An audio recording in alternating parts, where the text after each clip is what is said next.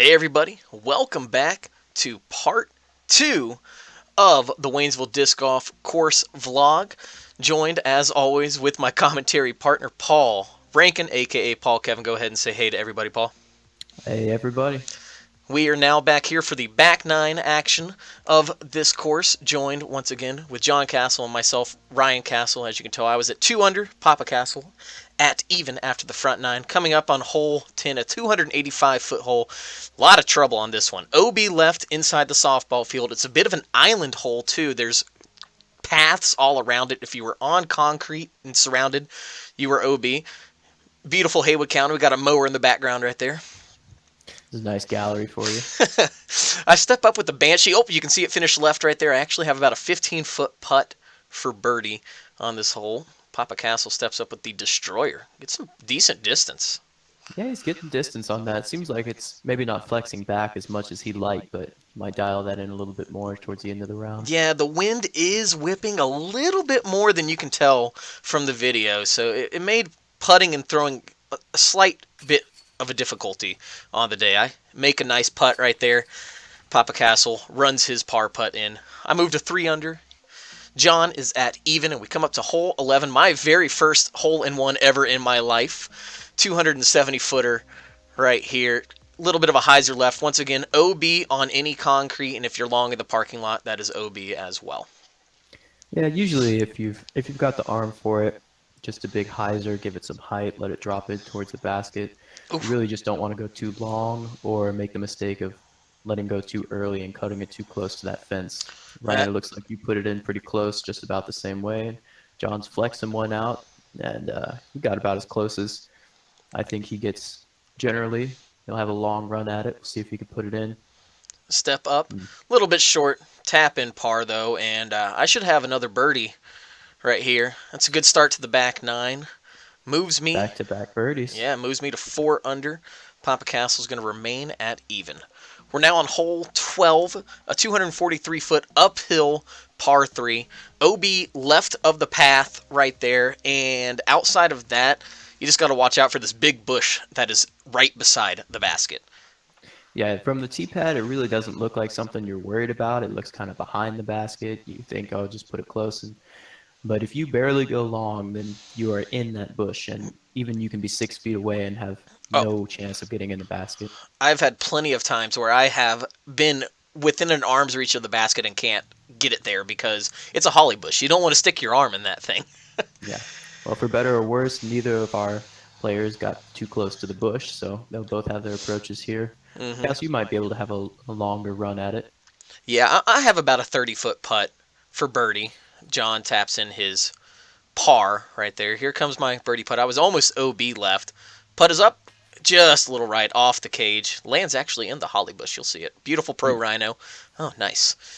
And Nicely framed. tap in with the Buzz OS, because why not? Count. On to hole 13, 351 foot. It's one of our newer holes on the course. And you got the road left. If you were in the road, you were OB. If you managed to get inside the volleyball court on your right, you're OB as well. Outside of that, this is kind of another one of those just throw a big hyzer. Yeah, if you're a flick dominant player or a lefty, it might be a little bit more difficult to gauge distance on that leftward, or sorry, the hill sloping down to the right, but it's just a nice, safe righty backhand hyzer into it. Yeah, and got the distance. I went with Banshee, and I never got it to the right, so it inked left, and I have about a 50-footer for birdie. Pops comes up short and has probably about 120 feet on his approach. Yeah, Ryan, it seems like you a lot of times will opt just for a slower disc and try to max it out to the hole, whereas, myself personally, a lot of other players will disc up and try to throw a bigger hyzer. I don't know if that's just something you're comfortable with, or... It is. I've never been comfortable holding like a big rimmed disc in my hand. First person putt, sorry. Holding a big rimmed disc in my hand. So it's just more comfortable for me to throw like a fairway driver or a mid-range whenever I can. Yeah. And we haven't seen a whole lot of it, but you also do have a lot of distance on your sidearm. So yeah, you just don't have as much experience with the big distance backhand shots as other people would. I do try to throw a little bit more backhand now. This is more of the signature hole on the course. Hole 14, big downhill over the top of the rec center is where you want to throw this disc. I just messed up with the Banshee a second ago, but hey, I'm going to throw it again. We got about 400 feet on this thing. It probably plays about 340. Yeah, this is a really fun shot to just hit the angle and be rewarded with that gentle flight down towards the basket. And I, Looks like you gave it a good bit of height. yeah, I honestly thought it might go in for a second. Ended up about 15 short on this hole. And Pop steps up. Another big flex shot. This is I one of really the ripped that one, yeah, this is maxing out the distance. one of the better shots I'd seen him throw in a long time, but he's kind of in some trouble right here. Got a lot of trees and junk in the way. He has to play it really low. Yeah, if you don't get past these kind of guardian trees on your tee shot, it can be difficult to get into the circle on your second shot. Yeah, and as you can see, they played havoc against my dad right there. Now he's got a 40-footer for for par. Misses that. I should have another birdie right here. Oh, Ryan, what are you doing, kid? Just missing easy birdie putts as per usual. Either way, I remain at 4 under. Dad, after that bogey, jumps up to 2 over.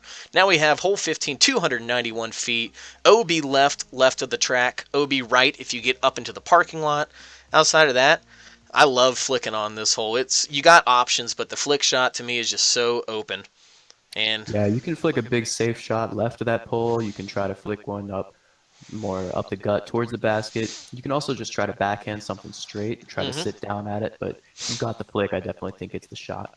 yeah, and 3 holes in a row, I go with Banshee, and 2 of the 3 holes pretty good shots. I got about a 20-footer for birdie on this one. Dad gets another nice little Annie out there. Has 80-foot for birdie. Approach shot. Nothing too, Right there. yeah, nothing too serious, but an easy tap in par. Steps up. Squall action by DGA. He does love that squall. And here comes my birdie putt. Hey, there goes one into the basket. That's what you like to see. Dead center, making up for some missed putts previously. Moves me to 5 under on the round. John Castle at 2 over. And now we're on to the big shot. 465. Got some OB. The paths play like rivers, so you cannot be on concrete on this hole. There's the basket right in the middle of the screen. I'm going to step up and try to step into a Champion Destroyer. This one's a little bit beat in. I get a decent rip on it. It's turning. Not quite the turn I was looking for. Be good, honey. Get there. It's at the edge of the track. Oh, dude, it's simmer. I'm telling you, I am like 6 inches away from being in bounds. Yeah, a little more turn, and even if you didn't get more distance, you'd have certainly finished right. And that path sort of goes forward and to the left. It So if does. you can finish out to the right, you don't have quite as far to go to get past the OB. Oh, Papa Castle puts a decent drive. Approach shot, though. Oh, no. Oh, dear. He's found So there's himself OB as two well. shots onto the path. That's unfortunate. Yeah. See, what Waynesville lacks in having, like, real out of bounds, they make up for with stuff like this. That makes this course a little bit difficult, at least. Yeah, there's certainly a lot of added technicality just in the fact that you're playing around a lot of objects. And not to say that the course is really unsafe. I've never felt like you're throwing towards people or blind shots or anything like that, but you certainly have to navigate some of the other equipment in the park. Yeah, all the holes that have potential of being dangerous, you can see all the people, so disc golfers know to wait. Well, I take a bogey. John takes a double. Moves us to hole 17, a 243-foot little hyzer shot. There's really not much else of an option. OB on the path, and there is a river to the left of the basket as well, about 25 feet. Yeah, this is just a great shorter technical hole. It feels really good to two this one, and it's definitely possible. Looks like you'll have a chance at that, definitely with that shot. Is that Yeah. G-Star Rhino? It certainly was that G-Star Rhino. And here comes Papa Castle, steps up, throws that destroyer. Low screaming line, see if you can get some skip. I think if he would have hit the path, he would have skipped right up towards the basket. Oh, yes, exactly. I thought the same thing. He just got a little unfortunate that he landed about 6 inches off. Nearly makes his par putt, though. Instead, he's going to have to settle for another bogey. I get the birdie. Help make up for that bogey I just made. And, oh, here comes first-person perspective from Papa Castle. Who knew his camera work could be so good?